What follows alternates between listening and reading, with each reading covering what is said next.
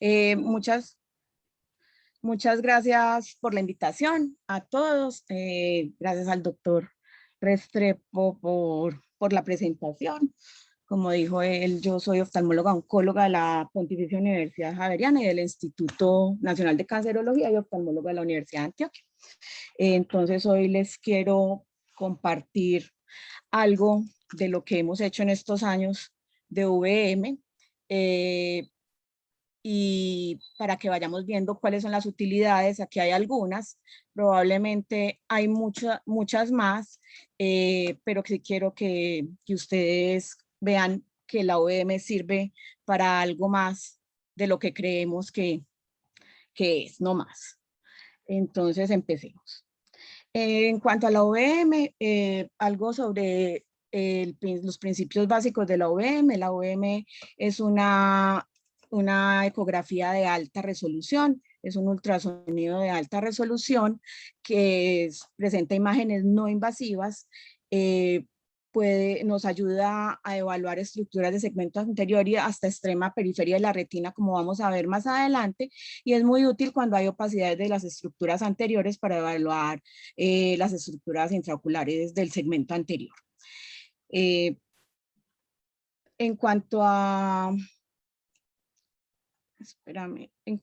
la evaluación, es una evaluación in vivo, cuantitativa y cualitativa, que se puede, espérate que esto se me enredó, que se pueden ver todas las estructuras anatómicas del ángulo y el segmento anterior, como vemos aquí.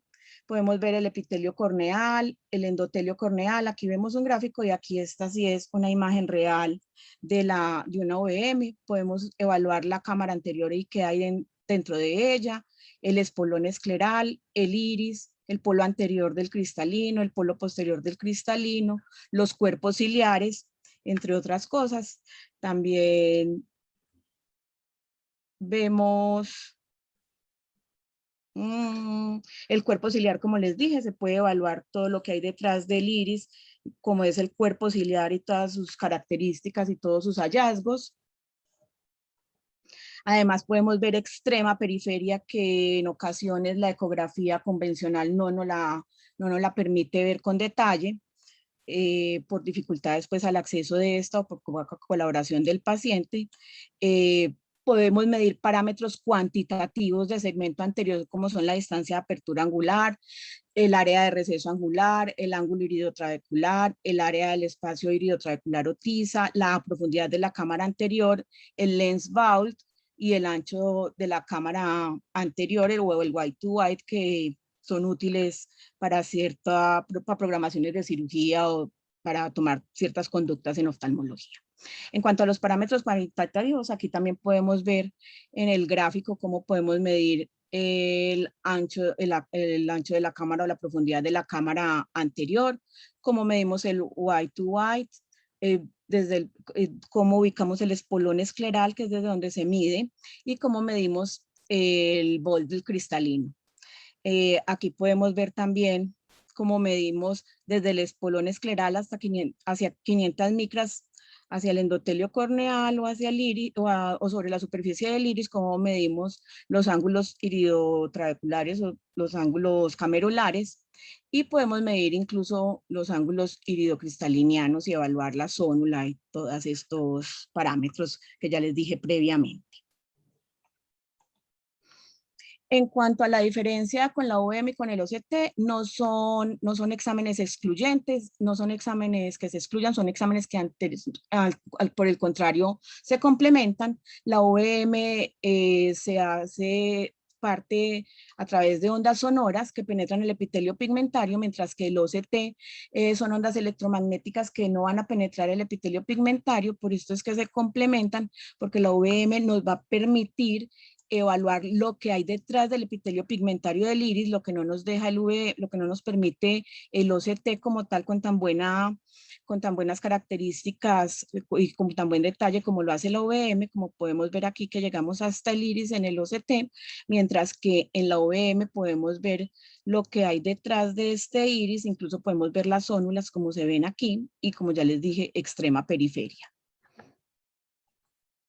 En cuanto a ya las patologías como tal, podemos evaluar gran cantidad de patologías como tiene estructuras pues el segmento anterior y toda esta área que ya les mostré. En cuanto al glaucoma podemos medir las estructuras como tal y sus parámetros biométricos, como ya les dije, como son el ángulo el ángulo camerular, el ángulo iridocristaliniano, el TISA, la amplitud de la cámara anterior, todas estas. Podemos también, como es un examen dinámico, podemos ver los mecanismos por los cuales se produce el glaucoma, si es un glaucoma de ángulo abierto, si es un glaucoma de cierre angular, cuáles son estas causas, como ya vamos a ver enseguida algunas de ellas, o si hay otra causa que esté produciendo los glaucomas, como son tumores, efusiones coroideas, todos estos otros mecanismos de producción de glaucoma. Podemos ver también la inflamación que está produciendo el glaucoma, porque en cámara anterior podemos identificar las células de cámara anterior y el FLAIR, y se puede hacer seguimiento de las cirugías de glaucoma como el láser, las válvulas y las trabeculectomías. En cuanto al glaucoma de cierre angular, como ya les decía, podemos observar las sinequias que producen este glaucoma. Como vemos aquí, podemos ver una sinequia angular, donde vemos que el iris se pega al endotelio corneal y cierra el ángulo. Lo podemos evaluar en los 4 cuadrantes, la presencia o no de estas sinequias y mirar si esta es la causa que nos está dando, que nos está produciendo el glaucoma que estamos evaluando para colaborarle al médico tratante. Podemos medir el espesor de iris, que como todos saben, se dice que el espesor de iris, entre más grueso el iris, a mayor espesor de iris, hay más probabilidad de cierre angular, como lo vemos aquí, en este ángulo que podemos ver que está cerrado. Igual este también se encuentra cerrado y es un iris que no es el más grueso, pero sí es un iris que tiende a ser de un espesor mayor. En cuanto al bol del cristalino, lo podemos medir. El bol del cristalino no hay un número absoluto, porque algunas veces me han preguntado cuál es el número absoluto para decir que hay un desplazamiento o que hay un facomorfismo.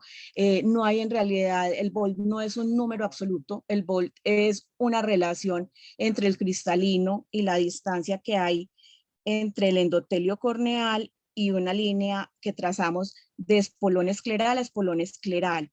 Y se mide el volt entre esta línea de espolón escleral y espolón escleral hasta la cápsula anterior del cristalino, como ven aquí, en esta que está en rojo, y trazamos una segunda línea que va desde el endotelio corneal hasta esta misma línea imaginaria que se traza de espolón escleral a espolón escleral. Cuando esta relación entre estas dos líneas verticales, la que va de esta línea imaginaria horizontal de espolón a espolón a la cápsula anterior del cristalino y la que va del endotelio a esta misma línea de espolón a espolón es mayor de 2/3, podemos decir que hay un desplazamiento anterior del cristalino significativo que nos puede estar produciendo un facomorfismo. Entonces, como vemos, no hay un número absoluto, pero lo que hay que tener en cuenta es la relación entre estas dos líneas que se trazan. En cuanto al bloqueo pupilar, también podemos ver cómo se desplaza el cristalino o qué está desplazando hacia anterior el iris, hacia cámara anterior, y está produciendo el bloqueo pupilar. Puede ser el mismo cristalino por un desplazamiento por un volt aumentado, alguna lesión tumoral o otras patologías pues, que nos pueden dar bloqueos pupilares. Podemos también evaluar el iris platón. En cuanto al iris platón, lo que podemos ver es cómo hay una anteriorización de estos cuerpos ciliares. Igual para nosotros valorar si hay una anteriorización de cuerpos ciliares en la OVM, lo que hacemos es que trazamos una línea perpendicular por el espolón escleral hacia la cámara posterior del cristalino, que pase sobre el cuerpo ciliar como sería aquí, y mirar qué tanto porcentaje o qué tanto parte del cuerpo ciliar nos queda por delante de esa línea hacia el centro del ojo, si estos cuerpos ciliares también se encuentran de más de la mitad, 2/3 por delante de esta línea, podemos decir que estos cuerpos ciliares están anteriorizados es un criterio para decir que hay un iris plato, pues, o un componente de iris plato en estos pacientes que esté produciendo el glaucoma, que sea el mecanismo del glaucoma. Podemos ver también la morfología de los síndromes de dispersión pigmentaria, donde vemos unos iris que tienden a ser delgados, como este, distinto al que les mostré ahora, cuando les mostré el espesor del iris. Este es un iris más delgado y que tiene una forma cóncava, la cual hace roce con la superficie anterior del cristalino y con las zónulas que hay es donde este roce produce la dispersión de pigmento y se genera pues toda la inflamación y todo el mecanismo del glaucoma.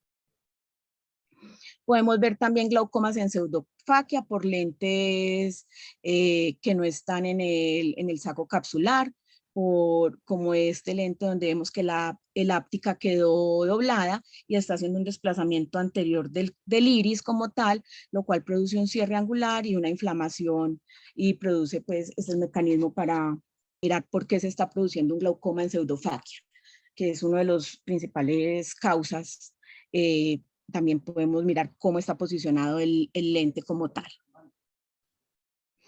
Podemos ver también y evaluar disgenesias de segmento anterior, como son el Axenfeld-Rieger, la anomalía de Peters, las aniridias, las corectopias congénitas. Aquí podemos ver cómo se puede ver la anteriorización de la inserción de la raíz del iris, cómo hay sinequias también hacia cristalinos, sinequias posteriores, y en esta una atalamia, donde vemos que el iris, esta parte que está más blanco, más reflectiva, lo vemos como está completamente pegado al endotelio corneal y con esto tomar decisiones probablemente sobre pronósticos a futuro y probabilidad de mecanismo, Sí, pero de mejor dicho. procedimientos quirúrgicos. Cristiana En me... cuanto a las enfermedades sistémicas, podemos evaluar enfermedades sistémicas que tengan componentes oftalmológicos como son el Wells-Marchesani, que podemos ver las microesferofaquias, en el Marfan también podemos ver las zónulas alargadas, y en las facomatosis podemos evaluar los nódulos de Lisch, como podemos ver aquí. Aquí, si ven con los ojos de la fe con mucho detalle, vemos un nódulo de Lisch pequeñito, aquí en la periferia del iris, lo que señala esta línea, esta flecha verde, y que está demostrado aquí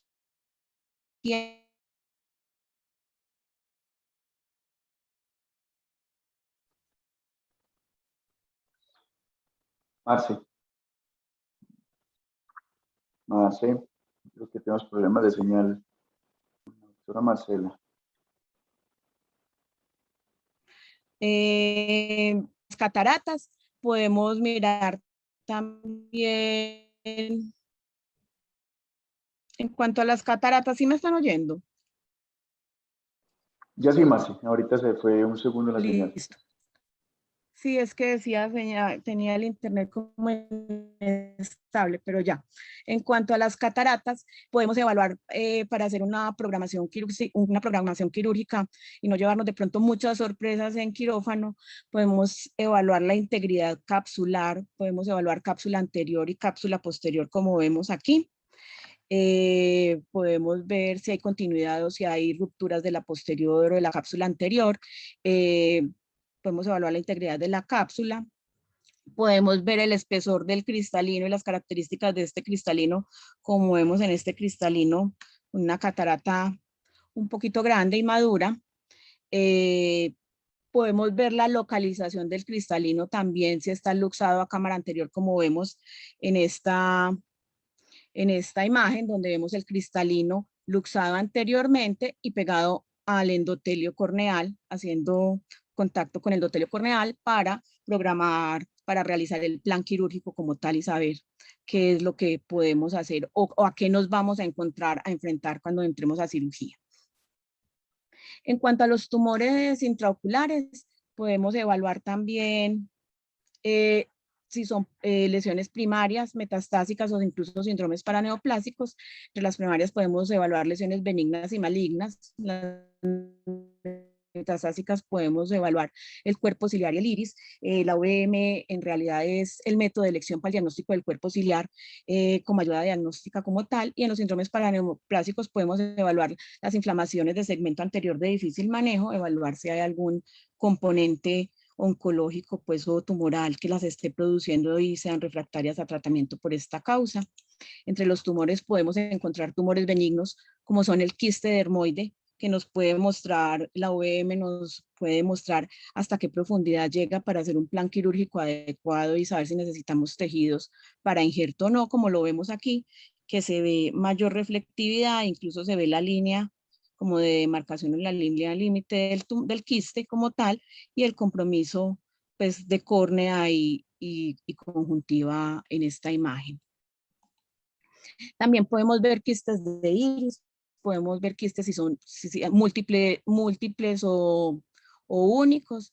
Podemos encontrarlos, los quistes de iris, como todos saben, en el borde pupilar, como vemos en estas dos imágenes. Aquí hay uno que es único, solitario, y otros que son múltiples como estos. Los podemos evaluar para mirar qué tanto, cuál va a ser el plan de manejo de estos pacientes, si requieren cirugía, si es solo observación, y se les puede hacer seguimiento y hacer medidas de estos quistes periódicamente para mirar qué está pasando con ellos, si están estables o están creciendo.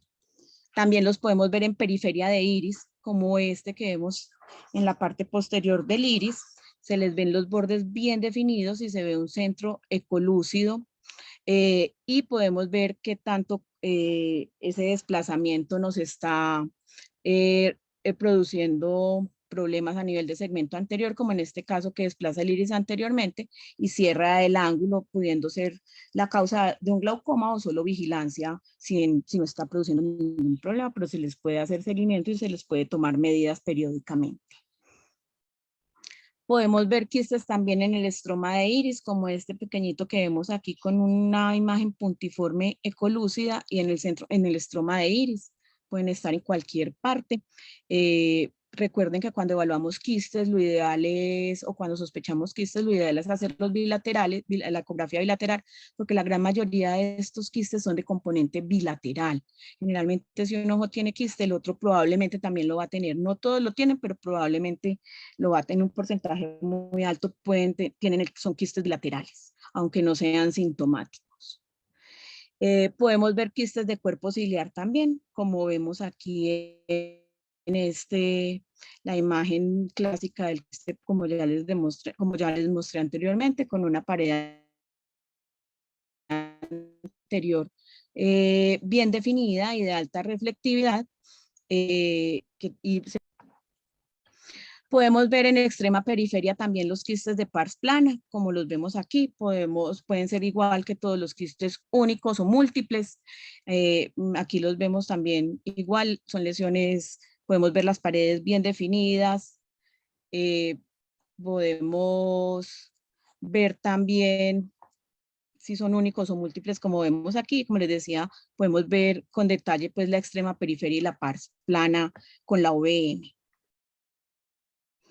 Podemos ver lesiones en conjuntiva también, como son los terigios, como vemos aquí el terigio, que es un engrosamiento de la conjuntiva y se va hacia la periferia, pasa sobre el limbo, que está aquí en esta transición entre esclera y córnea, y pasa y el compromiso sobre la córnea como tal. Podemos ver nevus de conjuntiva, donde también, igual que en los quistes dermoides, podemos mirar el componente que tienen. Generalmente los nevus de conjuntiva no comprometen esclera, como se ve aquí claro a la diferencia entre la esclera y el nevus. Recuerden que todos los nevus de conjuntiva son lesiones benignas que presentan quistes, y esto es una de las características que nos hace diferenciar entre si es una lesión benigna o maligna. Aquí podemos ver los diferentes quistes, pues, o los múltiples quistes que tiene este nevus como tal, y se ve pues que es una lesión definida que compromete únicamente conjuntiva, perdón. Son lesiones que son pigmentadas, como les dije anteriormente, para estas lesiones pigmentadas es mejor la VM que el OCT como tal por su mecanismo pues, en obtener la imagen.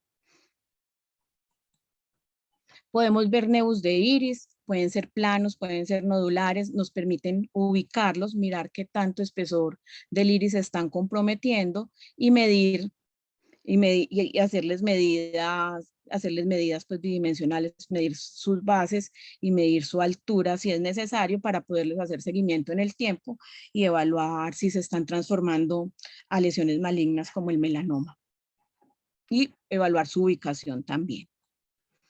En cuanto a las neoplasias malignas, podemos evaluar las neoplasias de superficie, las neoplasias epiteliales de superficie ocular, los NICs los NESOS, pues como las últimas clasificaciones los llaman. Podemos ver qué tanto comprometen córnea o las estructuras adyacentes, córnea, esclera, para programar un plan quirúrgico o un plan de tratamiento como tal y hacerle seguimiento. También los melanomas los podemos evaluar por este medio y hacerles medidas para mirar incluso después del seguimiento postquirúrgico si hay recidivas o no en estas lesiones malignas. Y podemos evaluar melanomas de cuerpo ciliar, que son difíciles de llegar con ecografía y que son difíciles de diagnosticar en la clínica porque el cuerpo ciliar es una estructura difícil de evaluar clínicamente, como en este caso que es un melanoma de cuerpo ciliar, que este es post-tratamiento, donde ya podemos ver zonas de necrosis, como son estas zonas ecolúcidas como tal. Ese es un melanoma post-tratamiento con CyberKnife. Al cual se le hace seguimiento periódico para mirar su estabilidad o si está disminuyendo o si por el contrario se reactiva. Podemos ver compromiso también en cuerpo ciliar de patologías o de enfermedades sistémicas oncológicas como son el mieloma múltiple, las leucemias. Este es un paciente con mieloma múltiple que tenía compromiso en cuerpo ciliar y a iris. Miren que se ve una lesión mal definida que altera la arquitectura tanto del iris como del cuerpo ciliar, que incluso está comprometiendo el ángulo camerular, y con esto podemos ayudar a tomar decisiones pues a nivel de oncología clínica como tal, en cuanto a tratamientos sistémicos, informando pues la presencia de estas lesiones para que ya el oncólogo clínico tome decisiones.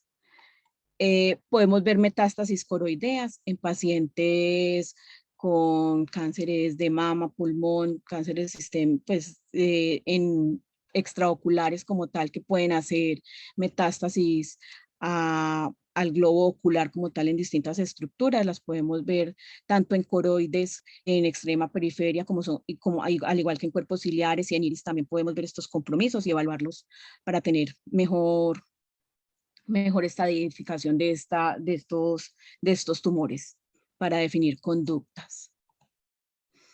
En las uveitis también es de utilidad, podemos ver las inflamaciones y las células en cámara anterior. Aquí podemos ver células como son estos puntos hiperreflectivos que se ven en esta línea roja señala uno, aquí hay otro.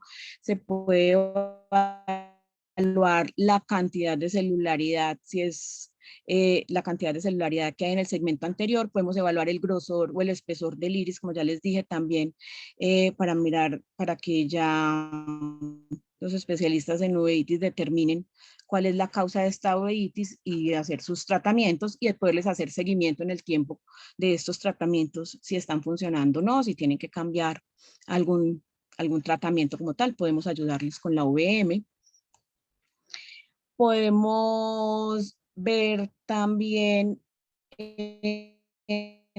las uveitis por pseudofagia, como vemos aquí que hay estas lesiones nodulares irregulares que están alrededor del lente como tal, si hay restos de cristalino para tomar decisiones de tratamiento y decisiones quirúrgicas que sean estén produciendo la inflamación como tal, o la posición del lente intraocular en el ángulo camerular y sobre el iris, y que sea esto lo que está produciendo la inflamación y sea la causa de la uveitis de difícil manejo o de uveitis crónicas como tal en estos pacientes. Podemos ver efusiones coroideas también al evaluar la extrema periferia. Este es un paciente que nos llegó a San Diego de la doctora Isabel Cristina Gómez, con un paciente al cual le habían le habían iniciado topiramato, y hizo una efusión coroidea como la vemos aquí. Es raro, pero existe. Este paciente es de nosotros, de aquí de Medellín, de nuestra población, donde podemos ver la efusión coroidea como tal. Vemos cómo la coroides se separa y hay líquido entre la coroides y la esclera como tal, y cómo esta efusión coroidea hace un desplazamiento y, y un estrechamiento de la cámara anterior, siendo esta la causa. Este paciente lastimosamente no tenía disponible las imágenes, pero existen, están en el equipo, como 15 días después de suspendido el topiramato, todo volvió a la normalidad y la cámara volvió y se profundizó, y la coroides volvió y se adhirió a esclera sin problemas, con solo suspender tratamiento. Puede ser el topiramato. Hay biológicos que también los producen, que están descritos como efectos secundarios, son raros pero existen, y hay que tenerlos en cuenta en estos pacientes y estar pendientes de ellos, aunque sean raros, porque podemos ver que en nuestra población también se da. En cuanto al trauma, que es una de las indicaciones también importantes como tal, podemos ver si hay presencia o no de cataratas. El trauma de iris, podemos evaluar las diálisis de iris, además de que podemos ver qué tanta inflamación o qué tanto ifema tienen estos pacientes en cámara anterior, para tomar decisiones quirúrgicas o de manejo, pues, o planes de manejo. Podemos ver presencias de cuerpos extraños en córnea, en cámara anterior o en esclera, como los vemos aquí. Esto es un paciente con accidente en una mina, donde podemos ver los cuerpos extraños que producen sombra acústica, como este que está más anterior o este que ya está intraescleral, y producen la sombra acústica como tal para hacerle seguimiento y tomar decisiones quirúrgicas, pues, o planes de tratamiento a seguir, conductas de tratamiento como tal. Podemos ver también las sinequias que producen estos traumas. Aquí podemos ver una sinequia posterior desde la superficie posterior del iris a la cápsula anterior del cristalino, y las múltiples sinequias anteriores que tiene este paciente, así como el engrosamiento corneal de estos pacientes, para los especialistas de segmento anterior poder saber a qué se van a enfrentar en el momento de la cirugía y qué tipo de cirugía programan como tal. Podemos evaluar hipotonías, las causas de las hipotonías, traumáticas o no traumáticas. Podemos ver los desgarros de cuerpo ciliar que producen hipotonías, como vemos aquí, este cuerpo ciliar con este espacio que hay aquí entre esclera y el cuerpo ciliar desplazado hacia anterior. Podemos ver el aplanamiento de la córnea, como la vemos aquí, cuando hay una hipotonía al apoyarnos sobre el segmento anterior. Por esto es que este examen está, al igual que la ecografía, tienen contraindicación cuando hay ojos abiertos. Idealmente no se deben hacer, a no ser que sean heridas autoselladas, por el riesgo también de, al hacer compresión, si el ojo está con una herida abierta, como está hipotónico, al hacer compresión esta córnea se aplana y podemos terminar de sacar el contenido intraocular de estos pacientes y empeorar su pronóstico. Entonces siempre tener muy claro que en trauma el ojo debe estar cerrado antes de hacerle cualquier procedimiento con ecografía, sea ecografía de segmento anterior o posterior. Sea igual, porque miren cómo se aplana la córnea con solo poner el transductor sobre la lesión, sobre el segmento anterior, perdón. En cuanto a, podemos hacer seguimiento posquirúrgico, como les decía. En cuanto a las cataratas, podemos ver la posición de los lentes, podemos ver lentes luxados hacia cámara posterior, como vemos este aquí, que miren el espacio que hay entre el iris y el lente intraocular. hacia cámara posterior, o por el contrario, lentes en cámara anterior, como este que está sobre todo el iris y sobre todo y el espacio pupilar, para evaluar pues posiciones y tomar decisiones, como ya les decía antes. Podemos ver también síndromes de distensión capsular, sea por restos de cristalino o por restos de viscoelástico, también después de cirugías de catarata. Podemos evaluar el saco capsular y podemos evaluar pues el lente como tal y qué hay alrededor o posterior a este lente que nos esté produciendo alguna alteración durante el examen pues, o un resultado quirúrgico no deseado. En las queratoplastias también podemos evaluar los injertos. Esto es un DESAGEC donde podemos ver, aquí vemos cómo podemos tomar medidas del injerto endotelial y de la córnea del paciente y el espesor y la profundidad de la cámara. Aquí lo podemos ver, es esta misma imagen ampliada. Podemos ver también si están haciendo sinequias o si hay desprendimientos de estos injertos endoteliales. Aquí podemos ver ya sin las medidas cómo se ve la línea entre el donante y el receptor. Miren aquí cómo se ve la línea, si lo vemos con detalle y con los ojos de la fe además. Podemos evaluar también podemos darle seguimiento a las queratoplastias. Podemos evaluar las cirugías de glaucoma, como les decía inicialmente. Podemos evaluar las iridotomías, si quedaron o no quedaron permeables, qué tan amplias están.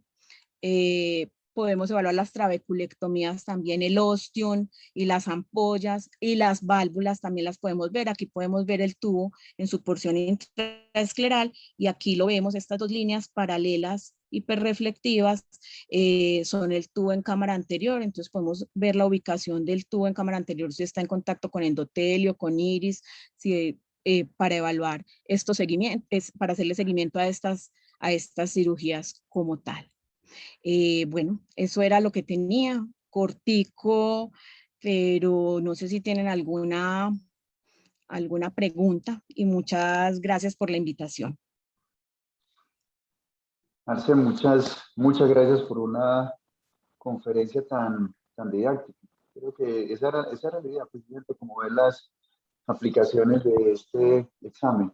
Sabes que yo siempre he pensado que por eso se le llama ayuda diagnóstica, es una ayuda para complementar la evaluación clínica, y creo que nunca debemos manejar este tipo de ayudas como digamos que la única razón para orientar un tratamiento. Simplemente es una ayuda diagnóstica. Y ahí viene algo que insisto mucho a los residentes, y es que nosotros nos equivocamos mucho al pedirlas, y es que creo que frecuentemente deben llegar casos con muy poca información de lo que quien está solicitando el examen necesita, y por eso creo que si uno pone una buena historia clínica o un resumen de lo que está pasando, ayudaría mucho más a que complementes el resultado de lo que estás viendo. Pero este examen, que es una ultrasonografía, creo que es muy complementario para todo lo que manejamos. En el hospital, con tanto paciente de trauma, creo que es necesario. Ahora también con el tema de la abundancia de indicación de cirugías de catarata, y es algo que te voy a preguntar en un momento, creo que es bueno para el seguimiento y también con el glaucoma. Entonces, es un examen que debemos pedir más frecuentemente. Creo que nos está faltando, pero obviamente con una indicación clara y, como les decía, como un resumen adecuado de lo que estamos buscando. El que está al otro lado viendo al paciente no se puede imaginar qué es lo que uno quiere buscar porque no conoce la historia clínica. Entonces es importante que referenciemos con una buena historia el caso. No sé qué opinas de esto, pero supongo Sí, que te debe llegar mucho eso paciente. es muy importante y pues Lili está aquí, que es docente también en Bolivariana y en la de Antioquia, y hace ecografía, y para nosotros como ecografistas es muy importante tener los datos de la historia clínica y qué están buscando, porque nosotros tenemos un screening y un protocolo de hacer y evaluamos obviamente todas las estructuras, pero si nos dicen qué están buscando o cuál es el diagnóstico del paciente, nosotros podemos hacer énfasis en qué más buscarle, además de lo básico que evaluamos. Porque muchas veces nos llega a realizar VM y uno dice, ¿y qué tiene el paciente? ¿Tiene un glaucoma? ¿Tiene un trauma? ¿Lo operaron de cirugía de catarata? ¿Qué tipo de cirugía le hicieron? ¿Qué estamos buscando un tumor? ¿Estamos sospechando una uveitis? pienso que, y yo les insisto mucho a mis residentes, que siempre, no solo para ecografía, que es la que yo hago tanto de segmento anterior como de segmento posterior, sino para todas las ayudas diagnósticas, el operador de las ayudas diagnósticas debe saber qué se está buscando, porque esto es un examen complementario, como lo decías vos, las ayudas diagnósticas son ayudas diagnósticas. En realidad nosotros probablemente en algunos casos confirmemos diagnósticos que el médico tratante está pensando, pero nosotros no somos capaces de hacer diagnósticos sin una historia previa, porque no sabemos qué estamos buscando. A uno muchas veces le llega evaluar segmento anterior, uno que hace, uno evalúa cada una de las estructuras y no más. Puede que encuentre uno lesiones o no lesiones, las describe uno, pero no es uno capaz de hacer la correlación de que probablemente es eso, con base a las características que uno encuentra, si no hay una historia previa que le estén contando a uno, y la gran mayoría de las veces en nuestra población el paciente es muy mal informador. Entonces, siempre lo ideal es que nos lleguen, no solo a nosotros los ecografistas, sino todas las ayudas diagnósticas, qué es lo que se está buscando y qué estamos sospechando como médicos tratantes, para hacer un buen complemento de estas ayudas diagnósticas. Eso es cierto, eso es real. Yo Y quiero tenemos pues claro felicitar. también que no, Lili, dale. No, qué pena, Marce. Te quiero felicitar por excelente charla y me parece que nos mostraste muchas más aplicaciones o usos pues de la VM. Realmente este es un examen relativamente nuevo entre nosotros, que puede llevar ya casi 8 años, pero yo creería o personalmente creo que hay muchas más indicaciones para su utilización. Muchas gracias, Marce. Mil gracias, Lili. Sí, hay muchas más. Incluso aquí no les tengo porque no tenía, igual estas todas son fotos, son imágenes mías. No quise meter imágenes del libro, pues, ni de internet, pero también la hemos hecho para puntos lagrimal, para vía lagrimal.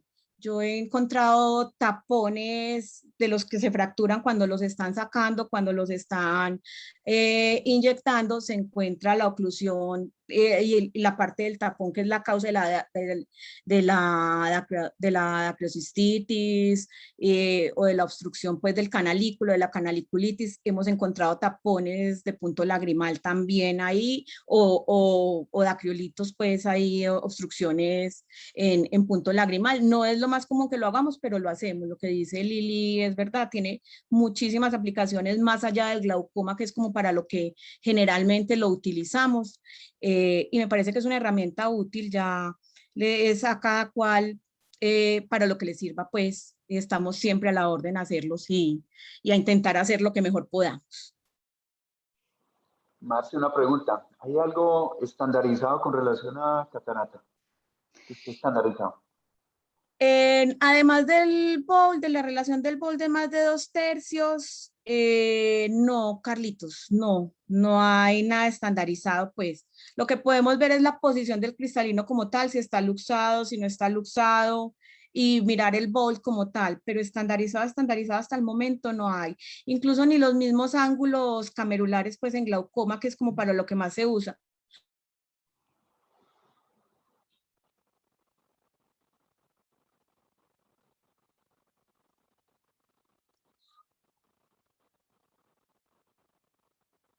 Marce.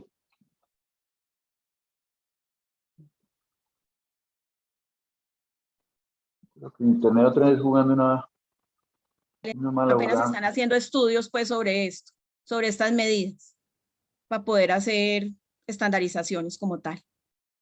Interesante. Muchas gracias, Marce. Creo No, que fue con mucho muy, gusto. fue muy bien documentado, porque la idea era eso, que fuera algo muy, muy práctico y que viéramos precisamente todas las aplicaciones que tiene. Y insisto que creo que nos falta pedir más VM. Hay un mayor rango Sí, de Marce, pacientes que muchas podemos gracias. utilizar. Marta, ¿Aló? Lili, no sé si era Lili o Marta. no sé No, quién fue era. Marta, no fue Marta, fue Ah, Marta, yo no. Aquí en el chat Marta. por ahora, pues, que Marta se reconecta. Todos te agradecen por la excelente conferencia y te Que muy felicitan buena por la eso. charla, que muchas gracias, Marce. No, con mucho gusto. Mil gracias a ustedes por la invitación. Aquí es de la casa también, Marce. Muchas gracias. Sí, muchas gracias y a la orden lo que necesiten. Hacemos lo que Muchísimas mejor gracias. podemos para Yo sé que ayudarles. sí. Yo sé que sí. No sé si alguien más tiene alguna alguna duda con relación a lo que Marce nos compartió. Porque aquí en esta no veo preguntas, pura felicitaciones para la doctora. Muchas gracias. Doctor, yo quería como decir algo.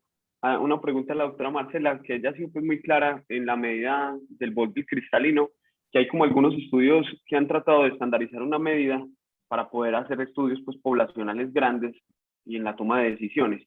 Entonces yo he encontrado como unos puntos de corte y casi todos son cercanos como a 0,7, 0,72, pero me parece muy importante como nos lo reporta la doctora, que yo creo que es mucho más claro. Obviamente todos los ojos tienen una dimensión diferente y poner un punto de corte va a ser muy difícil porque es una relación, bien sea con la cámara anterior y con ese cristalino que está desplazando todo el diafragma iliocristaliniano hacia adelante. Entonces quería pues como que si hay de pronto algunos estudios con ese punto de corte, pero es más para poder llevar a cabo los estudios y unas mediciones Exacto. claras. De acuerdo. Lo que uno ve, Dani, y pues obviamente yo estudios no tengo, pues, pero lo que uno sí ve al hacer estos volt es que lo que dice Daniel, cuando están por encima de 2/3, se suben de 0,8, 0,9, de 1 ya, empiezan a dar, de 0,8, 0,9 pueden empezar a dar ya relaciones mayores de 2/3.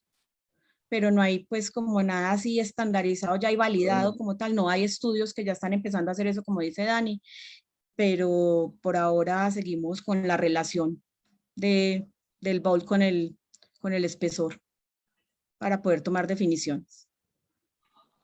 Muchas gracias.